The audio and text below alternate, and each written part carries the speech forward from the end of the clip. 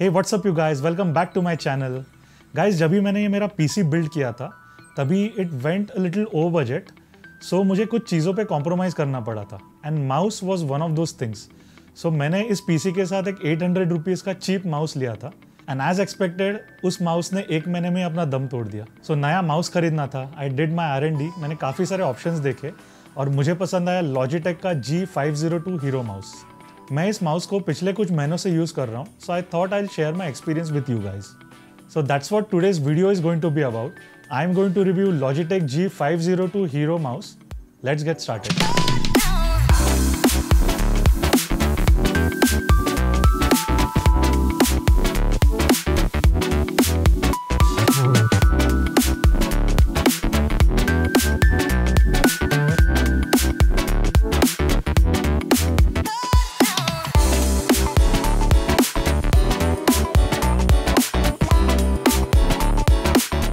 इसका अनबॉक्सिंग काफ़ी सिंपल था। बॉक्स में आपको मिलेगा द माउस इटसेल्फ, देन आपको दिखेंगे कुछ डॉक्यूमेंटेशन और लॉजिटेक का स्टिकर, और एक छोटा सा बॉक्स है जिसमें एक्स्ट्रा वेट्स दिए गए हैं to adjust the weight of your mouse. Now let's talk about the mouse itself. This mouse weighs almost 120 grams. It has got a very futuristic design with sharp angles and it comes with a matte black finish. इसके left और right side में rubber grips है जिसमें triangular texture बना हुआ है।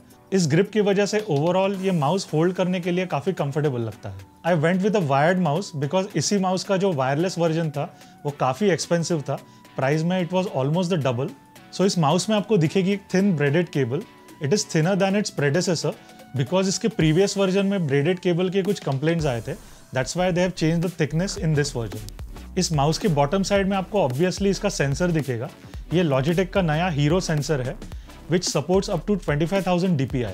Now I personally feel 25,000 DPI is an overkill because इतना ज़्यादा DPI कोई भी यूज़ नहीं करता।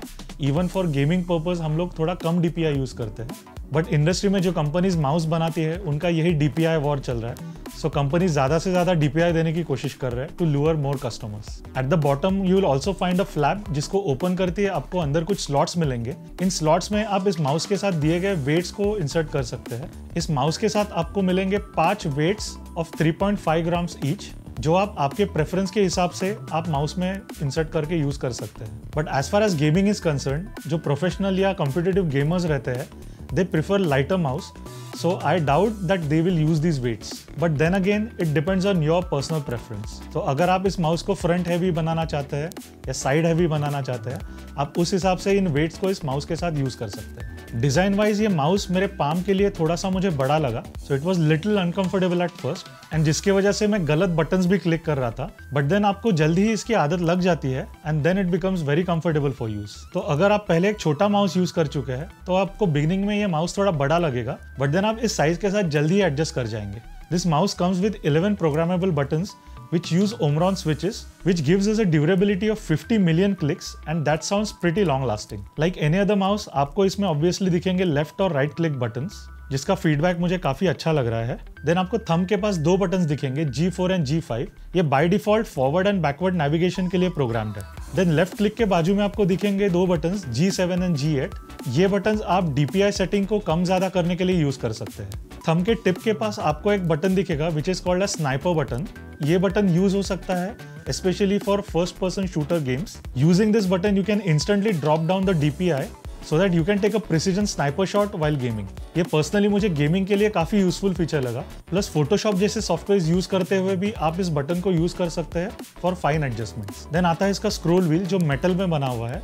इस स्क्रोल व्हील में आपको 3 बटन्स मिलेंगे, एक सेंटर क्लिक, एक लेफ्ट क्लिक और एक राइट क्लिक। इस स्क्रोल व्हील में आपको 2 अलग मोड्स मिलेंगे।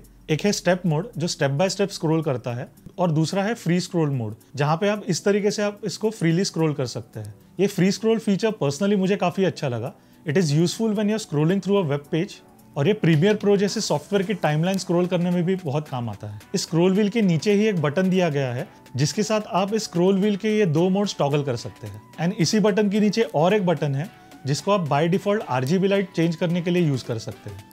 So before we move ahead with other features of this mouse, let's do a quick sound check of these buttons.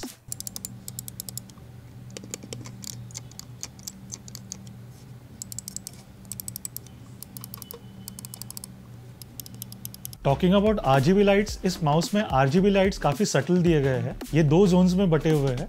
एक है इसका लोगो जो RGB इल्यूमिनेटेड है एंड इसके ऊपर ही आपको 3 RGB इल्यूमिनेटेड डैशेस दिखेंगे which are actually DPI indicators. इस माउस की RGB लाइट को कंट्रोल करने के लिए आप लॉजिटेक का G Hub सॉफ्टवेयर यूज कर सकते हैं, जिसमें आपको मिलते हैं RGB लाइट के प्रीसेट्स और you can also customise these RGB lights as per your liking. Talking about the G Hub software, ये काफी सारे फीचर्स प्रोवाइड करता है। जैसे कि मैंने कहा, आप इस सॉफ्टवेयर को RGB लाइट चेंज करने के लिए यूज कर सकते हैं।